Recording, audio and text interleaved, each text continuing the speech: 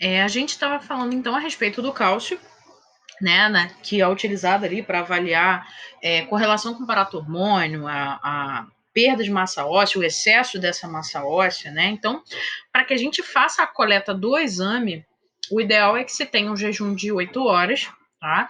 De preferência, colher o material pela manhã, que é onde a gente vai ter uma menor interferência, uma concentração um pouco maior.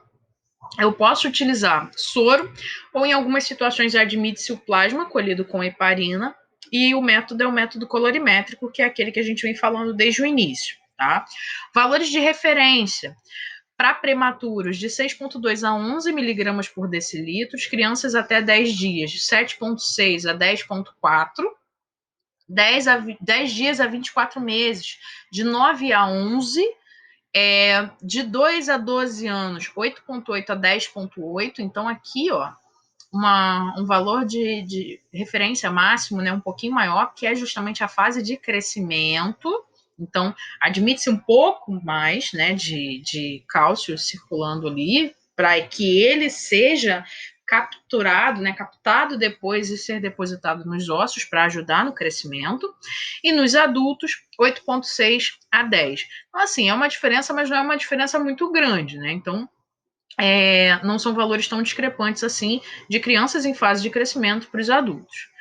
Valores críticos, né? Quando esse cálcio está menor do que 7 miligramas ou quando ele está maior do que 12. Então, da mesma maneira que a gente vinha comentando sobre todos os outros nutrientes, nem o excesso e nem a falta. Então, não é só o problema nos ossos, né? O excesso de cálcio ele pode gerar problemas na cascata de coagulação, por exemplo, na contração muscular, por exemplo, na desregulação de transmissão de impulsos nervosos e a baixa concentração também, não está relacionada só à osteopenia e à osteoporose, né? Vai interferir também em todos esses processos.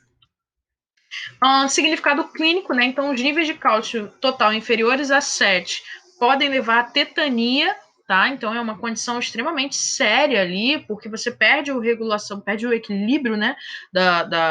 Do controle muscular, e superiores a 12 ao coma. Então, são situações extremas, tá? As causas da hipercalcemia.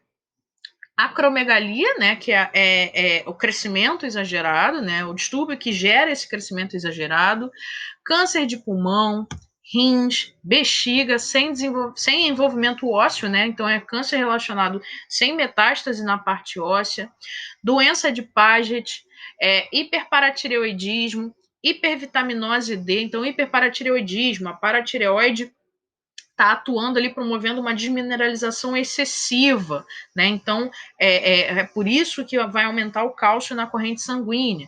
Hipervitaminose D, né? O excesso de vitamina D desequilibra, né, a concentração de cálcio.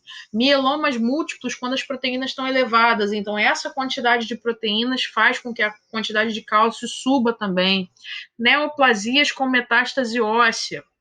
Né? Então, como os ossos vão ser ativados nessa situação, vão ser envolvidos nessa situação, isso acaba aumentando a concentração de cálcio, tá?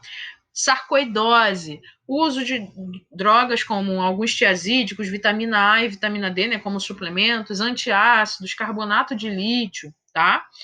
E a gente vai ter, então, todas essas situações contribuindo para elevação de cálcio no sangue, tá, gente? Então aqui eu não tô falando da parte óssea, não, tô falando em relação aos níveis sanguíneos. Essa é a doença de Paget, né?